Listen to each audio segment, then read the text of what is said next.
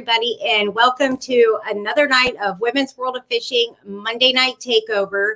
And, we just realized today that it is the National Football College Championship today at exactly this time. So we're not sure exactly how this is going to impact tonight's viewing. Hopefully not very much. Just a few hours ago, we were talking about, should we push it back to 7? Should we reschedule it for next week? And we weren't really sure what to do. So I talked it over with Pam, and she said, you know what, let's just go ahead and keep it the same. And I said, I'm perfectly okay with that. We were ready for the show. So it is on just like it would have been without the show or without the football game. So if you're into the game, you can always replay it on the 3 YouTube channels, or even back on Facebook. You can actually take it to the site and watch it. I'm rooting for Georgia. I'm just going to say that. I'm sorry, Cassie Hall. I know you are not watching right now. I don't even have to ask, but we'll let you off tonight. Anyway, so we don't really have any like housekeeping type stuff to do tonight. There's not really many updates. We'll be having some here in the future. We're changing some stuff around with the show, with sponsors. We've been really, really busy here lately, doing a few things. But I mean, other than that, it's really just the shows as scheduled. And tonight, we have Pam Horne on the show tonight, and I'm not going to waste any time bringing her on. We have so much to talk about. So, Pam, if you're good, I'm going to go ahead and bring you on. You're good? Okay, let's just bring you on. Okay, can you hear me, Pam? I can hear you. Can you hear me? I can. Thank you so much for being on. How are you tonight? I'm doing good. Hanging in there. Good. You feeling okay? Feeling good. Good. And so I know you had your local bass club meeting just before this, that's what it was for. Isn't that what you said? Yeah. For your I local did the club? call-in thing tonight, so I couldn't socialize with anybody tonight, so it worked out better anyway. Yeah. So I mean, you're fishing all the time. I know that you had just a couple weeks ago, you had a tournament, already having bass club meetings. You're super busy, but just kind of before we get, into the nitty gritty tournament type stuff, as far as your actual fishing, could you just kind of tell everybody, about your starting in fishing and your very quick jump to the front of the boat? Because I love your story on this. I really started tournament fishing, I guess, really once I moved to Arkansas. I've fished in a couple of clubs in Louisiana. One club I joined just to fish with my son, just to spend some quality time one-on-one with him, Right. and actually enjoyed it. And then we moved to Arkansas in 2015, and my brother was the president of the Northwest Arkansas Bassmasters, and I joined it up to check it out. And I think I joined in October, and I fished the state tournament that year. And of course, I didn't do very well, but I got addicted to it. I love it. I mean, it's my gambling. I go fish a tournament and take a chance on winning my money back, but it gives me a regimen, I guess, or a schedule, and it makes me get out of the house and go do it. I don't like fishing by myself, but I know that if I have that tournament scheduled, I'm going, no matter what the weather is, no matter what I got to go. Right. And I've just gotten addicted to it, and the more I fish, the more I want to fish. Mm-hmm. And you were, is my audio okay? Yeah, I can hear you good. Okay, because it was messed up last week. But when because I just really got to know you at the very end of 2020, and then again in 2021. But your very first tournament with the LBAA was the end of 2020, 20 into that in that tournament. At And Truman, yes. and you are already fishing as a pro right now with the LBAA. Yes. Well, I went that first tournament. I went as a co-angler Right. at Truman, and then we started the season off this past year, and I knew right then. I mean, if I can drive a boat, it gives somebody else an opportunity to be able to fish. And It's a good point. yes, I mean, I saw the waiting list. The waiting list was, you probably wouldn't fish if you're going as a co-angler. It is And very scary being and a I co really, if you're really not wanted paid to up front. fish, and I was like, I can drive a boat. I'm safe driving a boat. I have the confidence to drive a boat. I do it in mine all the time in some of these big lakes around here in the Ozarks. So why not? I mean, it opens up a spot for me, and it opens up a spot for another co-angler. So Because I mean, I it is scary being on the wait list. You know, like I already paid for Texas because when we found out how many co-anglers were already on there, I'm like, I'm yeah, not going to be in that position again. You know, but it's really for co-anglers who have fished as co-anglers for a long time, it is really inspiring to see somebody go ahead and jump to the front so quick. And you're super confident. You're honest with this. When you're interviewed, you are honest. That's why I was like, if there's anything you don't want me to ask, go ahead and tell me. I don't want to put you in that spot, because sometimes people don't want to tell, and I respect that as a tournament angler. So when we go back to Texas, which is soon, very soon, what are you going to be thinking about from this year compared to next year? Are you just going to forget it? well, Last I year don't know where I'm not gonna fish. matter? Was Texas bad for you? No, I did. I mean, I had some good quality fish, but I figured there's going to be a crowd around a certain marina, so I'm steering clear of the Oh, marinas. that's I think right. that's a waste of time. Well, I don't know. There were some nice fish caught. It There was were, just but tough. you gonna have probably 10 or 12 boats making the rounds through that one marina. I'm sure. So And that's true. I had some things that I wanted to do this past year that I didn't do because I didn't take the time to. Well, I didn't get down there time really to do some practicing, but I'm planning on making a few trips down there before dead water starts and before official practice, and get some time in and see where it goes from there. Mm-hmm. Just taking that extra time this time to do a little bit more exploring. Mm-hmm. Well, and maybe maybe I'm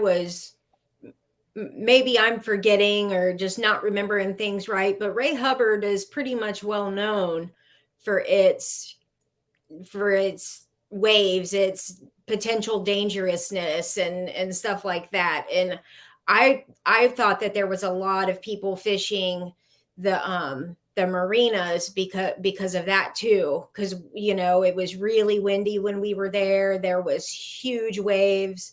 And so we don't know how weather is going to impact it either. I'm a co-angler. I don't have to make those decisions. I just got to be like, Pam, take me to the fish. That's true. That's true. It did get a little windy, um, and well, on my second day, I had who did I have? Miss Charlotte, and we started out across the lake, and I mean, it was hammer down, and the waves were 2 and 3 footers, and if it would have just been me, I'd have gone ahead and gone across the lake, but I'm not taking that chance with a co-angler in the boat with me. I mean, we found fish where we were, so there was no reason, rhyme or reason, to cross that lake and have to go through that. So I opted to stay on the side that we were on. But yes, it did get a little windy. It's kind of like a big bowl. I mean, you don't have any trees or anything like that to block the wind, so you're just at the mercy of the waves once you get out in the middle of it. Yeah, it just swirls around. I don't even know. I don't even know if I saw the actual part of the lake. I don't know what parts I was in versus the others, you know. Um, but yeah, I'm just curious, you know, what your thoughts were going back, you know, um, as to how you're going to play it this year versus last, because who knows what it'll throw at us this time. Well, we're Um, hitting it a little bit earlier this time, so there's a possibility it could be some spawning fish, and there may not be any at all. Just depends on what the weather does down there in Texas. yeah, and I mean, I guess Texas, it's you know, they could be in a huge time frame, really. Exactly. You know, hmm. And I think a lot of people get it in the mentality of they don't spawn till March or May or June or something like that. But it's not necessarily the timing of the year; it's the weather and what plays out beforehand. It's not necessarily they got to wait till May. I mean, sometimes they'll spawn as early as February in some Right. states. I mean, in Louisiana right now, they've got fish staging up for spawning right now. See, and ours is water temperature. Like we'll have some like kind of in late March, but it'll go up. They'll still be on beds and stuff come June, you know. Exactly. But you know, it's our water temperatures now are in the mid 40s. Yeah. You know. Ours So are getting there. They've been in the low 50s, but now I'm sure they're by this weekend they'll be down probably in the upper 40s, mid 40s I at the didn't latest, think at the least. I didn't think it got that cold Oh like where Lord. you are. Yes. I've fished this water up here when it's been like 37, Huh. so it gets pretty cold. What are you throwing now? Right now, jerk baits and jigs mainly, a little bit of cranking and an Alabama rig and some of the tournaments. I don't really like throwing that big ball and chain around all day, but sometimes you got to do what you got to do. You know, I've just come to the determination if my arms can stand it in the wintertime, I throw nothing but a jerk bait. Oh, I love the jerk bait. I've I never thrown one till we moved up here, but I love the jerk bait. I never knew. I never knew. I picked one up just to actually just for a TikTok video. Like, I got to get this TikTok video, you know, and I ended up catching my biggest of the year this year in late November. We had, I think it's been like 3 years ago, and we had a tournament coming up. It was in the wintertime, and Bella Vista has like 7 lakes within 15 minutes of my house, and they're all clear water lakes. They're man made, so it's not like you're fishing a pond or something. And before the tournament, my little brother Harvey took me over to one of the lakes close to the house, and he's like, "You're gonna have to learn how to throw a jerk bait. If you want to catch fish in this tournament, you're gonna have to learn how to throw it." So we spent probably 4, 5, 6 hours on that lake, and after about 40 fish, he determined that I could throw the jerk bait, and we were going to be good. So That's awesome. I mean, it just wasn't something that we usually throw around here. One, we don't fish cold water, you know. yeah, We're like, okay, peace, you're, you know, in the mid 50s, we'll see you late March. And I mean, and now I'm just like, whew, maybe I will try and go out a little this winter, which I won't. But you know, it now just I do not do good with the pause. I no, I can't do that. I'm too impatient for that, I guess. And I heard a good thing one time. Brandon Polinick put out a video, and I watch videos religiously. I watch all of them, as many as I can. And he made the comment, "I don't want those fish that wait 2 minutes and then hit it. I want the actively feeding fish." And I'm like, that makes sense. That's the ones I want. So I'm constantly moving it. I don't jerk it twice and let it sit for 5 minutes and jerk it once and let it sit for five. I can't do that. yeah, It's not in me. I gotta keep moving got it. to keep moving. Yes. See, I'm like, well, I'll take the slow ones too, because I kind of move slow at everything that I do. So I'm like, if they're a little lethargic, like I can relate to you. So we'll do that, you know. Yep. But it's I'm learning. I'm a very much a beginner with the jerk bait. So I'm kind of, you know, just barely know how to throw one. I was very lucky to get that fish. It was the first time I had ever thrown one, but I'm totally digging it. And I mean, what's your take on, you know, learning how to fish? I mean, boat time we know is a lot, but as far as learning baits, learning how to fish them. YouTube videos. I mean, Google it. YouTube videos are your friend. They will, I Mhm. mean, and you get it from every aspect too. You get it from a person that fishes it fast. You get it from a person that fishes it True. slow. You get it from somebody fishing medium. And it's really, once you get that in your head, then you're like, you're going to develop your own pattern anyway. Mm-hmm. Um, one of the guys that I fish with a lot, we fished a tournament last year on January the 1st, New Year's Day on Bull Shoals, and he had on a jerk bait, and he said, I've never thrown one. Do you find that the fish hit it on the pause or the jerk? I said, well, it really just depends on the fish. Sometimes they'll hit it when it's paused and you'll see your line move, or they'll hit it when you start to jerk it, or they'll hit it once you have jerked it. Right. And it wasn't 5 minutes, and he's like, oh, I got one. So we got that one in. It was a big 2.5 pound spot. Got it off, put it in a live well. He throws back out and catches a 2 pound, 2.5 pound largemouth. And I'm getting it off and putting it in the live well. And I said, well, did he hit it on the jerk or the pause? And he's like, he hit it on the pause. I'm like, well, there you go. That's your answer. Right. And we probably went maybe 50 feet. And I threw my jerk back out and twitched it one time, and I had one hit it. It was a 5 pounder. Within 20 minutes, Nice. we had 10 pounds with 3 fish and one big Wow. bass for the tournament. So that got him Sweet. hooked on a jerk bait pretty good that day. So Yep.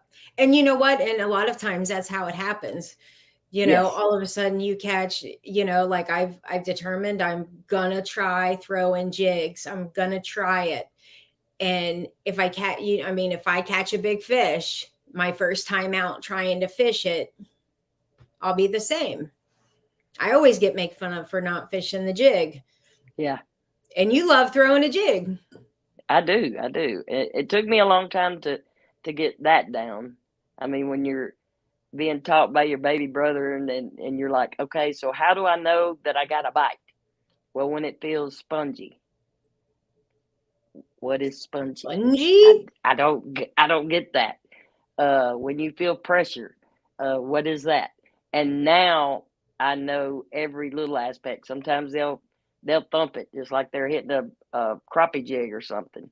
Then other times you'll just feel it get slack, Mm-hmm. and then other times they'll hit it when it's falling.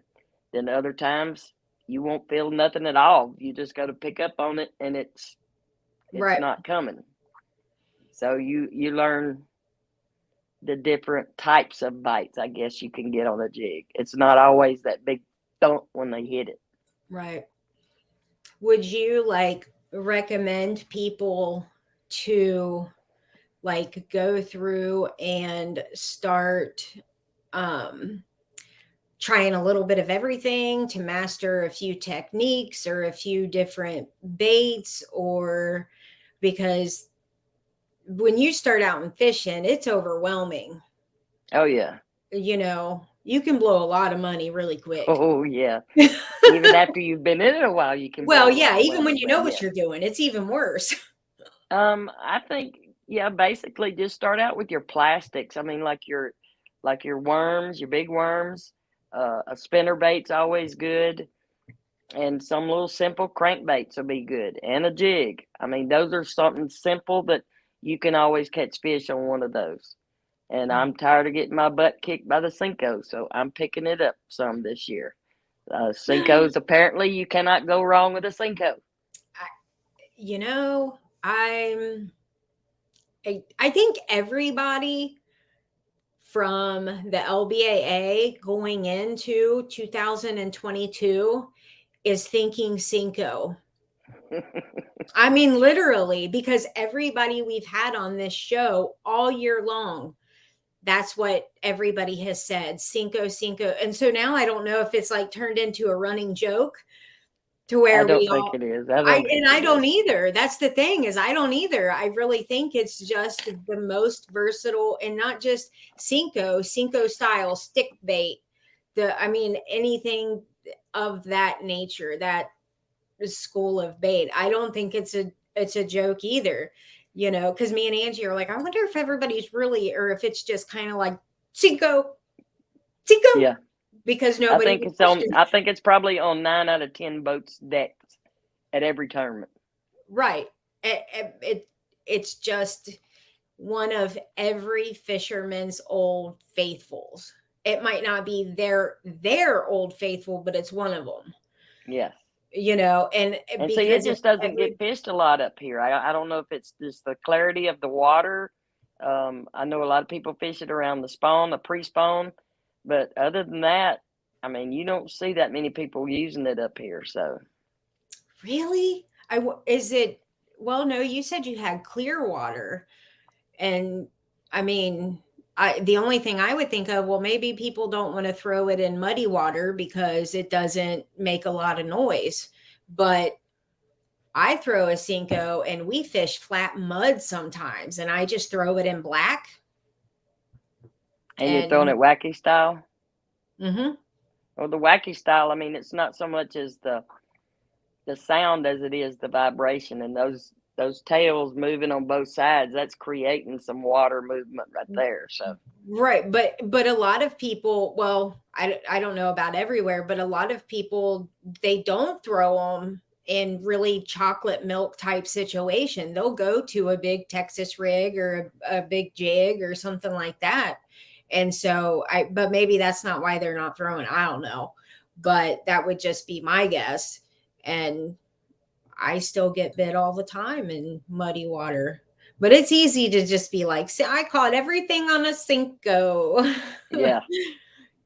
But I will definitely have one tied on this year. I think everybody will. I might have it on 5 poles now that I'm, fishing in the back, and one in every color for each pole. Yes. Right. Every size. Yep. But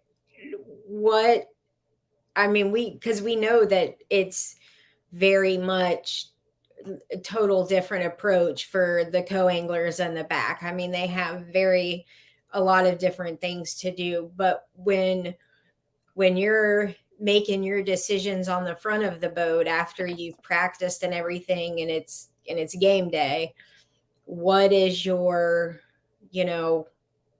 thought process going at, we'll say first thing in the morning? What's your very first thought process? You're going to your first spot. Are you going to dedicate a little time, a lot of time? Is that your best spot where you're going to start? Probably. I mean, my goal is to get my 5 fish and then start culling.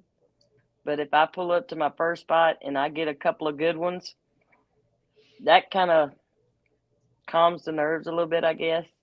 And it gives me the confidence to slow down and fish a little more thorough and just pick things apart a little different than what I would, if I had nothing in the boat. But that's my main goal, is I want my 5. Mm-hmm. And I want my biggest 5.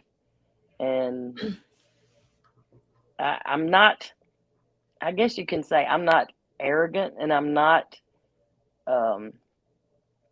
confident enough, I guess, because I don't brag about what I do. I'm not going to sit at the takeoff and I'm going to win. I'm going to win this tournament. I may be thinking it deep down inside somewhere, but it's very deep down inside. I'm just going to do the best I can. That's all I can do, is the best I can. Right. And if that means winning, that I'm glad. But if it means coming in 10th place, I know I did my best. Right. And And you, I mean, your work ethic and dedication, I mean, speaks for itself, but feel free to trash talk all you want at takeoff, I can't do it. whether I you, cannot do it. Even with my why? brother, I can't. I just can't. I don't know. I think I've seen karma too much. I've seen karma work in both ways. So if I go picking on my brother and talking about beating him or I'm ahead of him, the next time I'm just to get my teeth kicked in. Maybe it's because not you're not giving him enough trash talk. I just can't do it. It's not in me. That's funny. And the rest of us, it comes so natural. And I may pick around or something and say one or two comments, but that's about all you're going to get out of me. Oh man, if you were only a co-angler again, I would have you trash talking so good before takeoff. I guess I've seen too many people, and I mean they do it jokingly, but we've had people that fish some of the tournaments up here, and they're like, "Just go ahead and give me your money. You don't have to even worry about your entry fee," and they're dead serious. Oh yeah, and it turns me off. I'm like, yeah, I'm just here to fish. I'm here to have fun. Right. And we don't have anybody like that, thankfully, Exactly. I mean, yeah, we don't have anybody like that. But, yeah, there's quite a few of us that really razz each other, and because we've been around so long, but it's all in good fun. Oh yeah. And I'd feel awful if anybody was crying. I guess that's where I feel inadequate at. I mean, who am I going to trash talk to? Alyssa Johnson, Pam Ridgel, Pam Martin Wells? Yes. Duh. No. You know what? I've said it to quite a few people. Like if there is any, this is the first time that I've said it on the show, but if there is any possible way, oh gosh, this is a terrible time for me to say this.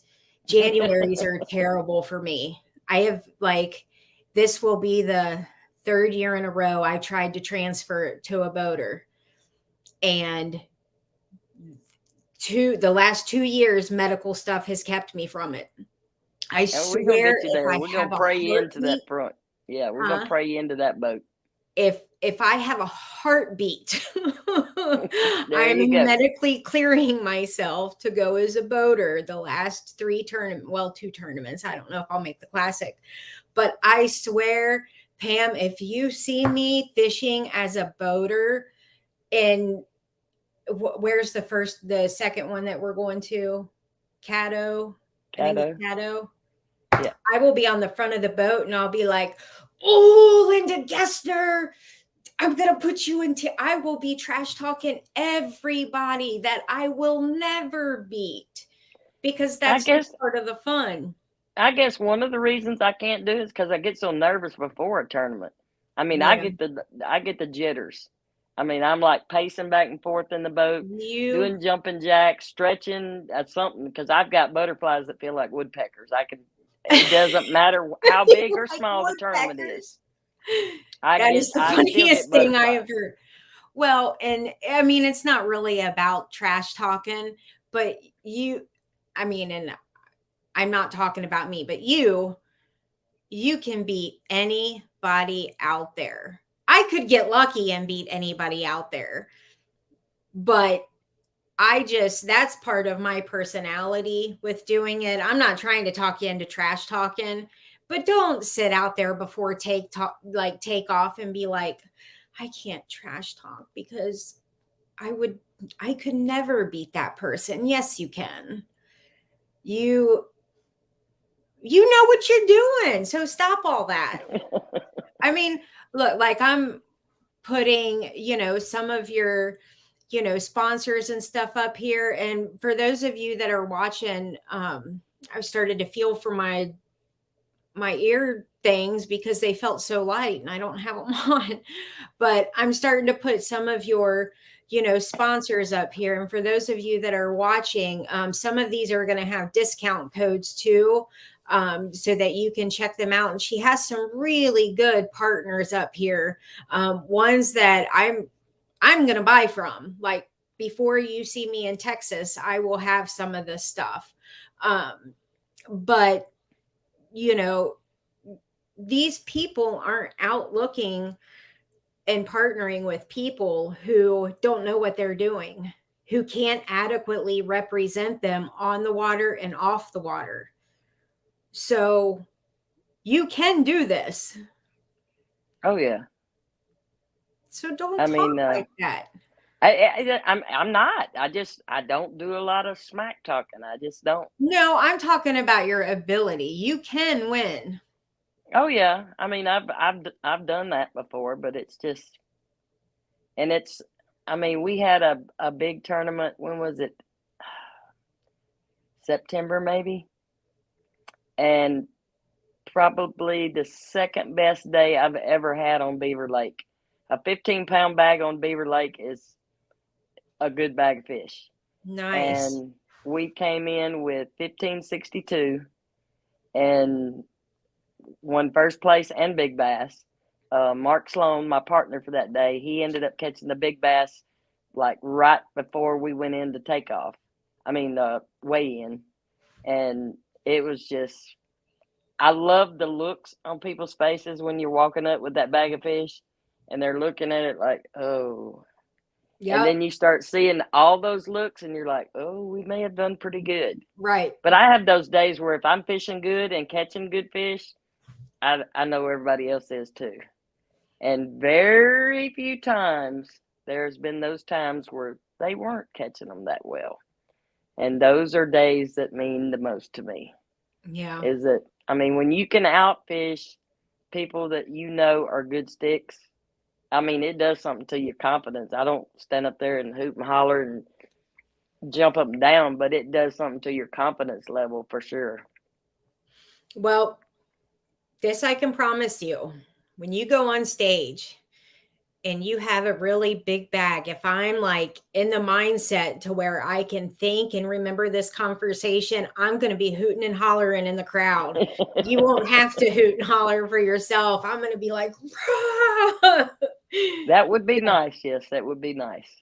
So, but I do get what you're saying. I mean, when you come in and you know that you've done something different, you've figured something out a little bit different than everybody else. I mean, any tournament angler is going to get that rush, and then you chase it for another 7 years. Exactly. Spend who knows how much money, but that's what we do. That's what we love. And it's a different kind of adrenaline than a lot of sports. It's just, I guess you could say it's more exhilarating than it is adrenaline. It's just, it's addictive is what it is. It really is. And I mean, people who don't do that just don't, I mean, they don't understand. You can't even explain it to them. It's pointless.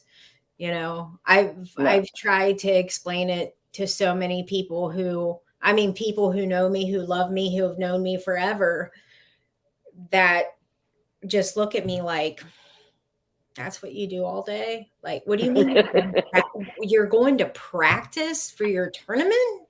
You fished all day and didn't catch anything? Seriously? Right. And you're going back? Like, who goes on vacation to fish? And just, like you go out all the time and get skunked. I'm like, well, yeah, but then the days that you do really good, like, man, it feels good. So, I've had tournaments that we fished a club tournament. I think it was 2 years ago. And the little guy that was fishing with me had just lost his dad. And he gets in the boat and that's all he talked about was his dad. And I'm killing the fish on a jerkbait. And he's talking about his dad. And finally I was like, Lord, I know my day's coming. And I know it's coming one day, no matter what. And just help me be the person in the back of that boat that I'll need when that time comes. So I was patient all day with him and listened to him and talked to him, and we Oh, had a good time. And he could not catch a fish for nothing. I gave him the same rod, the same bait. And finally, we went to another little spot, and I was like, okay, try this. And it was a little bitty swim bait. I said, now fish it how you think your dad would fish it. And he just looked at me and he's like, that's what I've been doing wrong. And I was like, what? And he's like, I've been trying to fish like my dad. He said, just because I wanted to remember him. He said, I need to fish like me. And I'm like, well, catch a fish then. He sat there and ended up catching his limit in one little spot on a little bitty swim bait. oh, But we come in, and all the way in, he was like, how you think we did? How you think we did? And I was like, well, we got my little brother. We got this guy. We got that guy. And we got that guy. So probably fifth. And I think we ended up with like 13 boats that day. And one of the guys came in, and he didn't have but like 8 pounds. And I was like, well, there's fourth. One of the other guys came in. He didn't have but like 9 pounds. And I was like, well, there's third. And then one of the other guys came in. And he's like, well, how'd you do? And I was like, I think we probably got 13. And he's like, what? And I was like, well, there's second. And my little brother was one. And another guy that fishes a lot of the tournaments and is really good on beaver. Both of them came in, and both of them had 8 pounds. And I was like, holy crap. We have wow. beat 5 of the biggest sticks in this tournament today.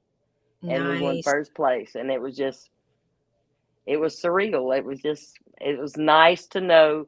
And I guess it's just, you beat them that day, but that doesn't mean that you're going to beat them every time. But Right. just that one day is enough to carry you through the next one. And I mean, I wouldn't jump up and down and say, oh my God, I beat Harvey Horne today. I couldn't do that. But everybody picks on me. They're like, why don't you rib him more? And I'm like, because I know he's going to kick my teeth in next time if I do. No, it might just give you the initiative to beat him again. That's true. We try. We friendly compete with each other all the time. Yeah. Well, I love that story about that guy, and I love the fact that you consciously said, like thinking about it, like, you know what, that's going to be me one day, and I hope to have a meet up here when I'm in that position, and I will be the boater for you when you need that. That's my deal. Yep. I'll be that person for you.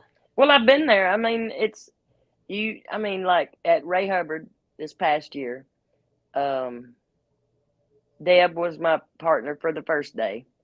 And one of my managers had been sick with COVID.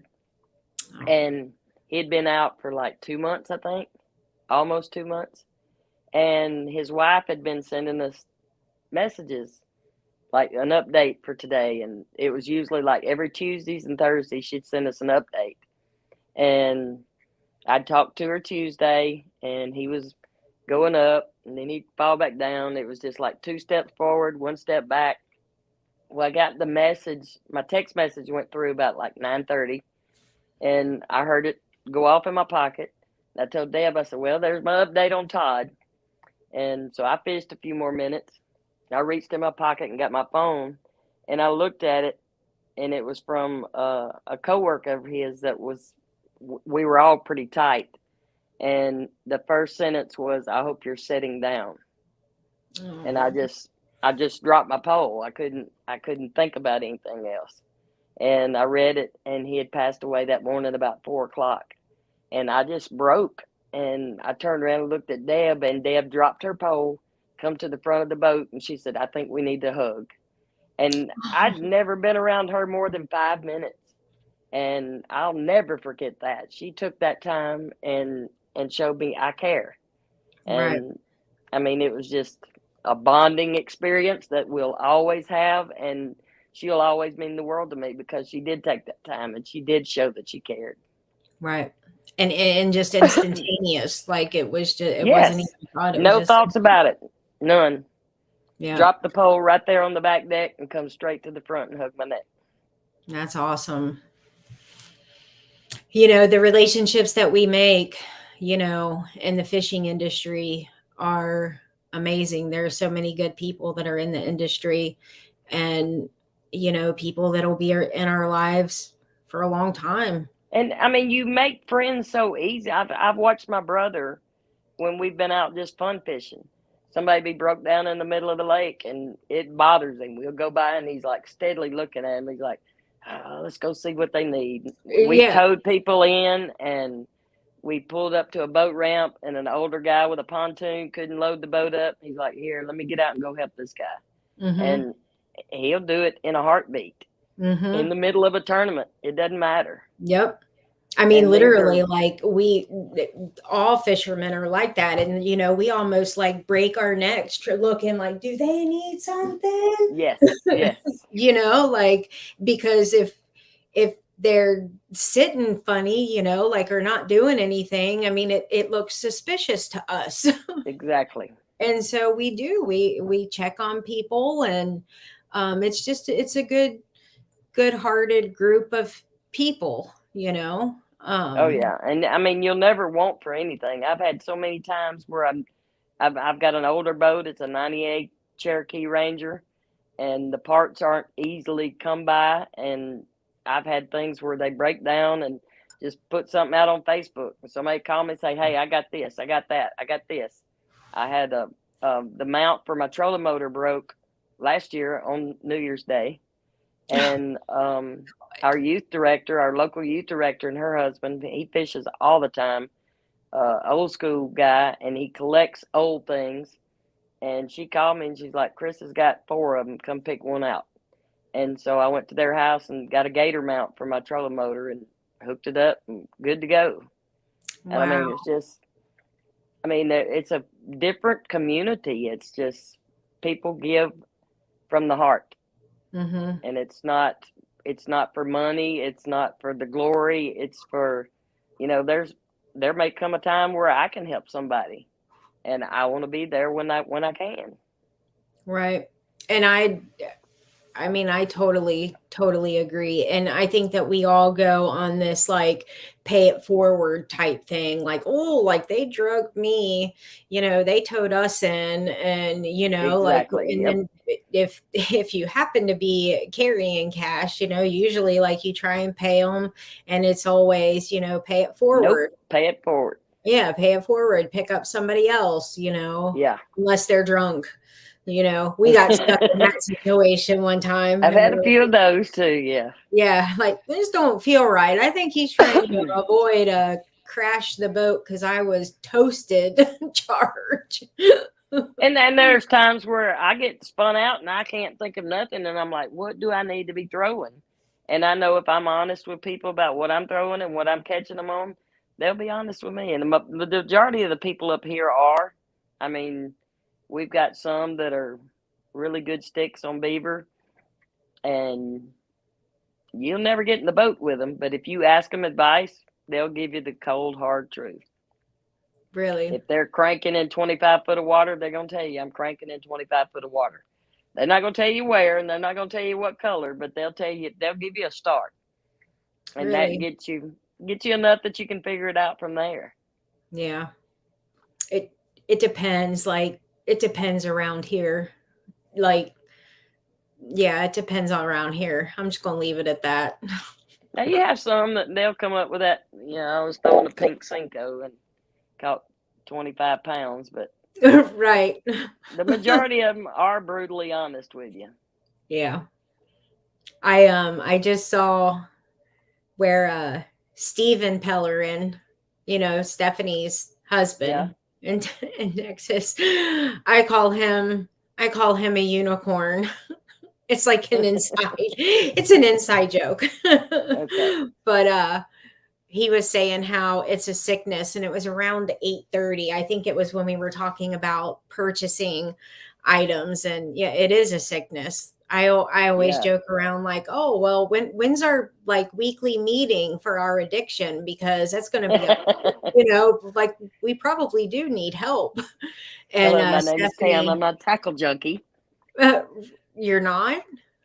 Oh, you're so, yeah. Hi, yeah. My name is Pam, and you're a tackle junkie. Yeah, totally. And Stephanie said, howdy sticks. Can't wait to see y'all soon. I agree, Stephanie. I can't wait to see you guys too. And wow, I have a chance to draw one of you guys for Texas anyway. And Yeah. Stephen wants a weather update for Kentucky and Arkansas. Well, hoodie, beanie, the heat is working in my house, but when it's this cold, I just don't, you might not see the top of my head until April. I mean, seriously, it's like 11 degrees outside, I think. I think it might get down lower than that tonight. Wow. And so for Arkansas, what are you guys at? Arkansas, we're getting a warm splurge this week. This What's past that week mean? and weekend, we had low 20s, upper 30s during the day. This week, it's getting up into the 50s during the day. Oh, gosh, that almost sounds like shorts and t-shirts. Yeah. And then it's dropping down to the low 30s at night. So, Yeah. but it should. We still got February to go. We got the whole rest of January and February to go, and we have gotten 2 snows already in the first week of January. So We have only had like a dusting so far, which means we will get more than likely a major snow in April. That's usually how it works. Steve and I checked in with Stephanie earlier. They had really bad rains in Texas. Speaking of Stephanie, congratulations for your magnificent absolutely finish 24th place. in Yes. the MLF. I thought it was 23rd, but we'll say 23rd, 24th. Who cares? Low 20s. Yeah, it was out of 230 boats. Yeah. So pro MLF, and but they had a lot of rains, and they're dealing with some flooding in Texas. So hopefully you guys will be okay with that. I've been sending prayers for you guys. Oh, Stephen. Oh my goodness. They were in shorts and t-shirts yesterday, and they got to wear a jacket today. Oh man. Normal Texas weather. You poor guys. Yeah. But 24th. She was in 24th. Great job. Like seriously. I wish I would have been there. Absolutely. Another thing that I want to put up the website for your for the tournament, the benefit tournament. Yes. I want to make sure that I put that up, but I still have some of your sponsors I want to get up there, but I definitely want to get this up and let you have time to tell people what this is, because this is really important right here. Okay. Loved it. There you go. So tell us about this tournament, this charity tournament that's coming up, what it's about. And a guy named Ian Sparks reached out to Cheryl and them last year for the Lady Bass Anglers Association, looking for some volunteers to take out veterans. And it was on Table Rock. And I'm like, I'm right here at it, so why not? And so I got in touch with him, and he arranged everything. My tournament entry fee was paid for. Took out a lady from, I think she's in Kansas, and she was in the Navy. And I'm a real, I don't guess you would say I'm a hard red-blooded American. I mean, I get emotional just hearing the Star Spangled Banner, and especially having family members that have been in the service. I think it really started affecting me more once my nephew was in the service. Mm-hmm. And I can't hear the Star Spangled Banner without getting teared up. And when I went to that tournament, it was like unreal. I mean, you hear the Star Spangled Banner for every tournament. You hear Leanne Rimes sing it all the time.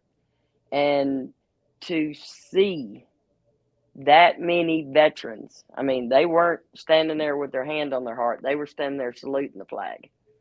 And to just turn around and look at that and see that, it was so humbling and so, I mean, heartfelt. I enjoyed every minute of the lady that I went out with. She'd never fished before. She'd gone out and bought a little spinning rod and did a little brim fishing, and Oh, just to get some kind of familiarity with the fishing part of it. And she climbs in the boat, and you just tell me what to do, and I'll do it. I'm like, okay. And I will say I've never had anybody sit in the back seat of my boat with their legs crossed and fished all day, but she did. And I had her like 3 that's different cute. spinning rods set up with very easy baits to throw. And she reaches down and grabs one that I usually use for flipping, and she's like, "What is this?" And I was like, "Well, that's a creature bait. It's called a fighting frog." "Well, what do you do with it?" I said, "Well, you just throw it up next to some cover, like a log or rocks or something like that, and then you just work it back real easily." "Oh, well, can I use it?" I'm like, "Have at it."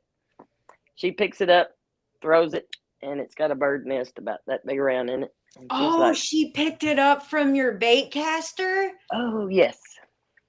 So she found out Oh. that she didn't like throwing a bait caster, but she stuck with the spinning rods the rest of the day. But she caught little bitty bass. She Why caught didn't you pick brim. it up and tighten it down real? It was pretty tight. It was pretty tight. But Oh, it was. Oh my yeah, Lord. but I mean, she laughed and giggled and talked about the turtles in the water and seeing the fish. We actually saw fish. We saw some snakes out on the water. We saw deer on the bank. I mean, it was just all Oh, day long like she had never seen the world from the water. And I thoroughly enjoyed it. We had her and another guy that I don't even know that we even talked at that tournament, but I've started following him on Facebook. He started following me. He does a lot of training with canines, and he has a recovery story. So I guess that's probably what connected us together. And he calls himself my number one fan now. So he's got his aw. bid in that I'm his boater this year. He's already arranged it and everything. And then we had one other Is that guy. Cohen? No, that's Trey. Trey I was gonna Dawson. say he was young. Yeah, Cohen's a little younger than that. Yeah. But there's one other guy that I met. I actually gave him a rod and reel setup that was donated by one of my sponsors at Hook, Line, and Sinker. Um, Aaron and Nick, they're always, if it has something to do with veterans, charity, or children, or kids, or youth, they're going to be one of your top donators for it. I mean, they care that much. And that little guy that won that rod and reel was just elated. But I mean, that was very surreal seeing that tournament that day. And they had the big trucks with the American flag painted on it. Um, all the veterans being there, some of them in wheelchairs, some of them uh, amputees. I mean, they're all kinds of people there, and they're just there because they want to go fishing. That's And if I awesome. could climb in the boat and take one fishing, I'm going. And so I got invited back this year, open invitation. I've even been invited to one that's going to happen in Oklahoma. I haven't got the details on that one yet, but anytime there's a spot open and I can make it, I'm going to make it. I mean, that's my part of giving back. That's awesome. I love that. I know, like when we have, when we have it saying at our takeoffs at the LBAA, it's always kind of emotional because there's several women that are veterans with the LBAA. Exactly.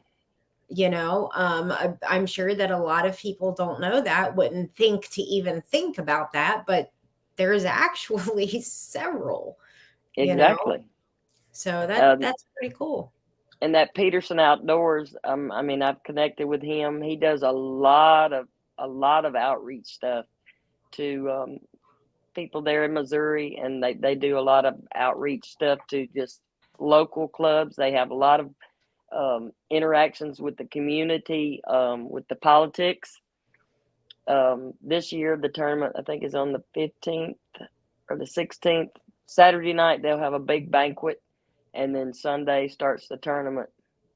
And it's pretty cool. I think we had almost 150, 170 boats last year. Wow. Let me see. Oh, I wanted to get up. This is one of your other sponsors. It's Pro Fishing, Mr. Eric Salisbury. Yes, and I know. So I was looking them up, and this is for clothing, outdoor clothing. Yes. And does a remarkable job on jerseys. I mean, he hit mine on the nail. I mean, I'm already talking to him about this year's jersey.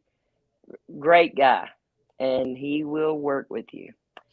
He's actually going to be one of our main suppliers for our club, Northwest Arkansas Bassmasters. We reached out to him, and we're going to have the vector files and everything sent to him for the jerseys for the club. And he was more than fair with us, more than fair. Mm-hmm. But he does a lot of other things. I mean, it wasn't just jerseys. Oh, yeah, they've got. He had rain suits and, yep, I mean, bibs, jackets, hoodies, you name it, shorts, all kinds of stuff. Yeah, I mean, really well priced and everything. And I hadn't heard of them. So when I saw that, I was expecting, baits or, something of that nature. And I'm like, It literally took me an extra 45 minutes to prepare your show. Just saying. Just saying. So he's a great guy. I mean, I was messaging with him last night at like 8:00. Mm-hmm. Yeah. If I end up spending more money before Texas, you're in trouble. Yeah, me too. Funk Busters is another one. They've reached out to us to give us a discount tonight for 15% off on all baits. They're a custom bait company. They have stuff online. And if anybody remembers Miss Rhonda Ashby, she works with Mr. Paul and Miss Brenda. Okay. They're local there. She's I think like she goes to the different stores and supplies the stores with their baits and stuff. Oh, I didn't realize that. Mr. Paul is a great guy.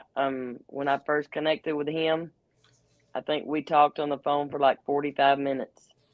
And he was like, well, what do you say? You coming on board or what? And I was like, yes, sir. Sounds good to me. That's and awesome. He'll tell you the story about his baits, his spinner baits I love. They're really close to a war eagle, which is my favorite. And I didn't believe it until I saw it.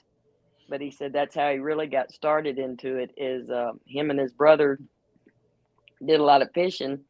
And they come in one day, and Mama Funk is what we call her. She was standing in the garage with a 5-gallon bucket full of spinner bait blades and wires and all kinds of stuff. And he's like, what are you doing? And she's like, you're going to start making your own baits because I'm tired of buying these. And that's actually how he got started. And he makes some good stuff. I mean, wow. Chatter baits, spinner baits, swim jigs. I mean, anytime I've called him and asked him for a certain color, I mean, he's dead on the money, and it's good stuff. The only good thing is, I mean, it's good quality stuff, so it doesn't tear up very easy. Good. I can't imagine if my parents did that to me and was like, you got to start making your own stuff. My tackle box would be like this big. Uh-huh. Mm-hmm. Oh, well, man. He does pretty well on it, but they do a lot of like staff tournaments and stuff. I think they're supposed to have one on Bull Shoals. I think it's in September. I'm not sure what the date is, but very personable guy. I think they call him a minion. I'm not sure why, but he's a real great guy. What? A minion. A minion. Like the little yellow minion guy. That's an inside joke, I guess. And Maybe not. I'm gonna check them out too, because oh yeah, you'll love them. And they do mystery tackle boxes every month, and it's not just knockoff stuff. It's good stuff. Yeah. I mean, spinner baits, chatter baits, all kinds of stuff, and you get good quality stuff in there. I think they're like, I want to say they're $20 a month, but you get like 5 different baits, and it may be something new that they come out with. They got all kinds of swim baits and chatter baits that they put in there. I mean, you'll love it. Well, it's a good way to try new stuff and figure out how you like them. A spinner bait's the main thing that I just don't have a real hardcore, like, set, love my spinner bait, kind of thing. So I'll check them out. You might better learn to like them. I might. You never know. Yeah. When I'm preparing all this stuff, and getting the links ready, I'm like, oh, let me take a look at this page, which sucks because I'm usually out money. Yeah. High Ground Apparel is veteran owned and operated by my nephew, Wes Carter. Him and his wife started the company. I don't know what got into him, but he is a young entrepreneur. Anything he does, it turns to gold. And they're actually operating the High Ground Apparel out of their upstairs play area where the kids used to have the play area. And it is booming. And I mean, really booming. He does a lot of veteran stuff. He did start one not too long ago. I probably don't even need to say it, but he did have some shirts that had the Let's Go Brandon logo on it. So he stays hip with it, and he has come out with a couple of fishing shirts. Yep. So. Yeah, those are still on there. Oh, and yeah. And so I can imagine they'll probably stay hot for probably a couple more years at least. And they do a lot of shows around the Shreveport area and Canton, Texas. They have a big flea market there, so you can catch them with one of the booths that they had there. Well, and what was actually, I think that was, I didn't really give him the appropriate amount of time real quick. So if you could just tell everybody who Harvey is, in case everybody doesn't know. If Harvey Horne is my baby brother, and he has fished the Bassmaster Elites. I think this was his 3rd year to fish. He qualified in 2018, and he started fishing in 2019, 2020, and 2021. He did not requalify this year, so he's fishing all of the opens, all 9 of them. It's all 9 series? All 9 of them, yes.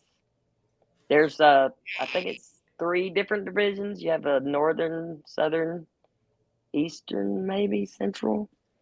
But it's all 9 of the open tournaments. So wow. Him and Steph talked about it a little bit. He did do a little cameo with her one night on TikTok.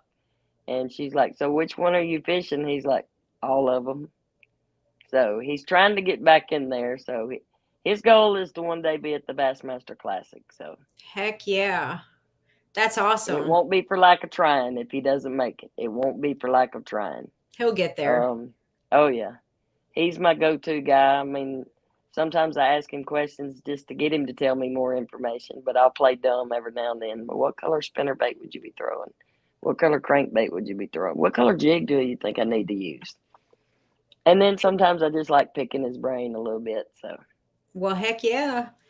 I mean, when you're in the industry and you're talking with anybody in the industry, you usually at some point end up talking fishing, no matter, who it is. Like, I mean, every time Well, even me and Stephanie, when we're on TikTok, we talk fishing. You know, most of the people who follow both of us are into fishing. We talk fishing with them, and we'll never meet those people. But Well, my mom picks on us all the time. She's like, we can sit in the boat all day together and never fuss and fight, but we get out on land and we argue and fuss and fight. Because he knows everything. If you don't believe me, just ask him. He needs Google when you got a baby brother named Harvey Horne. So that is, you know what? I think that says it all. Yep. That, you know, fishing brings you together. Everything else. And we do. I mean, we can stay in the boat all day long. I can only think of one time that we may have had cross words, and it was just he hit me at the wrong moment, and I just couldn't take it no more. So I had to get a pun in. So, Wow. But otherwise, I mean, they live right down the road from us. They're probably they're the only reason that we moved to Arkansas. When I got ready to leave the prison where I'd worked, and we moved up here, it was like my niece and nephew were both like, well, the only stipulation is you have to live close enough that we can ride our bicycles. So we can see each other's houses from our driveway. So, well, honestly, that's pretty special. Oh yeah, and my Even if he sister-in-law, isn't at all. She helped me get on with Walmart, and I mean, she's good as gold. She does for me and Mama like we're her own blood, and she's like our own blood. She's got to be a saint to be married to my brother this long. Oh, hopefully they're not watching. He knows it. He'll tell you that. He'll tell you Love you, Harvey. I do not endorse all of the things said here at the end of the show. He says she can never go get corrective eye surgery done. If she does, she'll probably divorce him. Oh, that is not true. Oh, well, Pam, I really appreciate you coming on, especially the night of the championship college thing. I totally wasn't even thinking that. Once Cincinnati got out of it, I really didn't care. Yeah. But well, yeah, I know got a busy year this year, so I mean, I can't forget Buck and Bass. Will George is awesome. Yes. I love my rain gear. We spent last weekend, I think it was, pouring down rain. I've not fished a tournament yet that I got wet. I know me and one other guy, Mark Sloan, he's got Buck and Bass. We were probably the only two in the weigh-in line that were dry. So it was raining that hard all day until about 1 o'clock, and it finally quit. But everybody come in like drowned rats. So wow. And that was actually another thing that was on the thumbnail that was about your schedule. You're fishing 6 different trails, tournaments this year. I mean, it's basically nonstop from here till the end of December for you. Yeah, we're gonna kick off. I probably may fish a couple this month, just depending on the weather, because January is usually kind of tough. Yeah. Ice and stuff like that. But February starts our club tournaments, and I'm also fishing with a young man this year by the name of Cohen Duncan. Yes. His dad has Heinemann Services. I actually worked for Corey for a little while doing some part-time stuff, carpentry, you name it. I mean, he does, it's services. We built a cat dominium for one guy. It was a whole back porch dedicated to their cats. And he does stuff like that all the time. But Cohen is an up-and-coming young angler that loves fishing. He's 15. I think he'll be 16 this year, but he loves it. He actually just eats, sleeps, and breathes fishing, and I'm looking forward to the opportunity of fishing the booger bass tournaments with him. I'm also going to check with him and see if he wants to hook up for the Arkansas Team Trail. They have a youth division and an adult division. So if we win on the junior side, on the youth division, we can also win on the adult side too. So nice. And Corey has graciously offered to fund the tournaments for us for the booger bass tournaments, and Nice. shows a lot of confidence in me and Cohen. So hopefully we go out and become the dynamic duo. So I'm looking forward to the whole year with booger bass this year. This will be my third year fishing it, and you have to fish. I want to say it's 8 of the 11, and I've not made enough to fish the classic, but they do their classic. I love the way they do it. It's in December, and we only fish 3 lakes. We fish Beaver, Table Rock, and Bull Shoals. And Okay. December, like before Christmas, on Friday night, or maybe it's Thursday night, they text you the name of the lake you're fishing for the classic. You don't know until the night before the tournament what lake you're fishing. So I love the That's way they pretty do cool. that. So yeah, because a lot of these lakes can fish pretty small if you get 40 and 50 boats out there pre-fishing a lot. So one other coming on board with me this year, Mark Sloan has fished with me a whole lot this year. He has a outdoor company. They do all kinds of things, raking leaves, cleaning out gutters, pouring forms, all kinds of stuff. Him and Allison Redmond have started the company together and built it into an up-and-coming, booming business so far. But they're coming on board with me and helping out with some of my tournament, and looking forward to working with them. And then I've got Truth 8 Custom Lures. He doesn't have a website yet, but he is on Facebook. I have it up here. Yes, right here. If you'll contact Mark Pfeiffer and tell him what you want, he can make it for you. Yep. I can assure you. Do you have something? Do you have something there with you? I do not. Okay. I wasn't But sure I if mean, you had anything laid out or. I should have done that. I brought in some other stuff, but I didn't bring in none of my custom stuff. But Oh, that's okay. he's made me some chatterbaits, spinner baits. Oh gosh, he actually does wobble heads.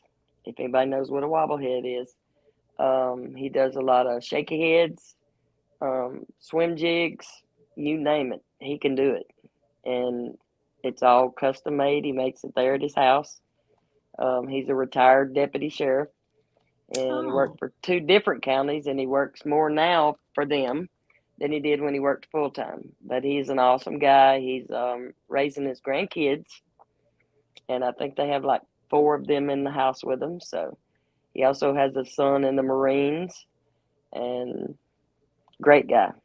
So he's busy. Give you the shirt off his back. I mean, anytime I've gone to a tournament, he's told me, if you need something, let me know and I'll overnight it to you. I don't know that I'll ever get in a bind like that and need something that bad, but he's that personable with you, and we'll get it to you. Mm-hmm.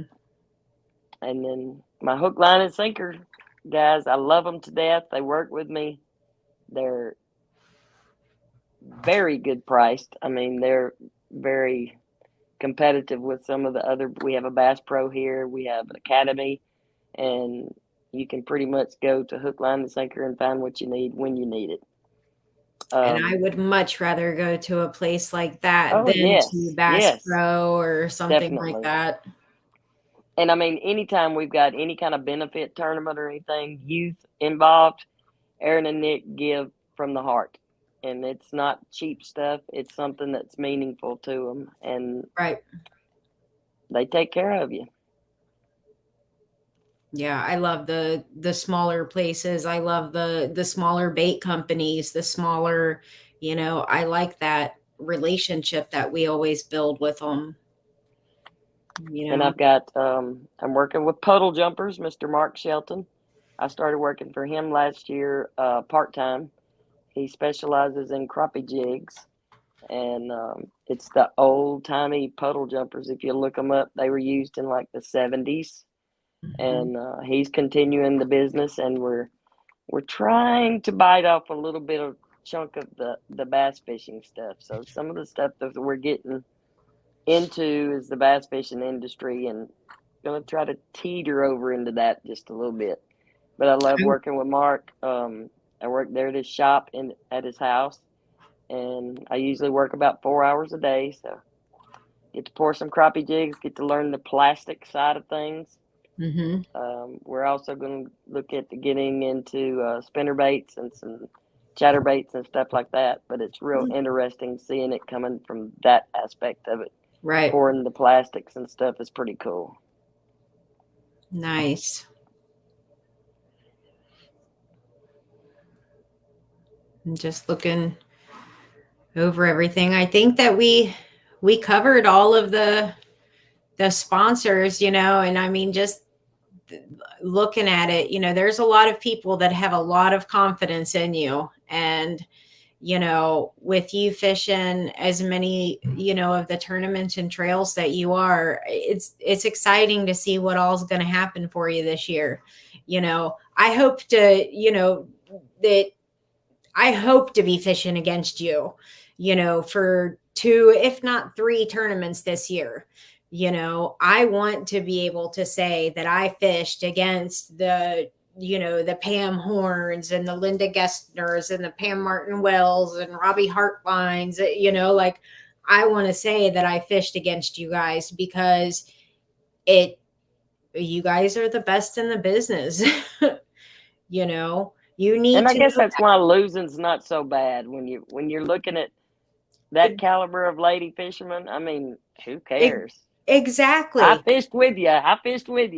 Right. I may have gotten beat by you, but I fished with you. In the first year of the